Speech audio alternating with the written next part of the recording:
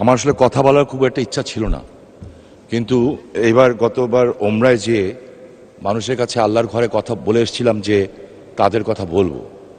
আমরা আমাদের যারা বিদেশ থেকে টাকা পাঠান, আমরা তাদেরকে রেমিটেন্স যোদ্ধা বলি। 71 সনে যারা দেশ স্বাধীন করেছিলেন তাদের বলতাম মুক্তিযোদ্ধা।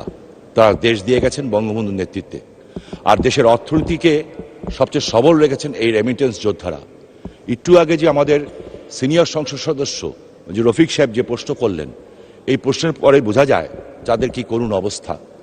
সমস্ত ব্যবস্থা আছে, কিন্তু জটিলতার কারণে সেই বিষয়গুলি হচ্ছে না। আমার প্রবাসী কল্যাণ মন্ত্রণালয়ের কাছে আমার বিনীত অনুরোধ থাকবে এবং জিজ্ঞাসা থাকবে, এই লোকগুলি যখন হাড় ভাঙা পরিশ্রম করে 40-50 ডিগ্রি সেলসিয়াস বিশেষ করে মিডল ইস্টে কাজ করে, তারপরে সে টাকা পাঠায় এবং আমরা দেশে ভালো অবস্থায় থাকি, তাদের পরিবারও ভালো অবস্থায় থাকে, এবং মাননীয় প্রধানমন্ত্রী এই কথাটা বারবার বলেন। সেইখানে তারা যখন দেশে ফিরে, বিশেষ করে এয়ারপোর্টে তাদেরকে যেভাবে হ্যাস্তন্যস্ত করা হয়, আমার কাছে মনে হয় যে সেটা বন্ধ হওয়া উচিত, এবং এই মন্ত্রণালয় থেকে নির্দিষ্ট ভলেন্টিয়ার সৃষ্টি করে তারা যাতে একজন ভিআইপি হিসাবে এই দেশে প্রবেশ করতে পারে, সম্মান নিয়ে প্রবেশ করতে পারে।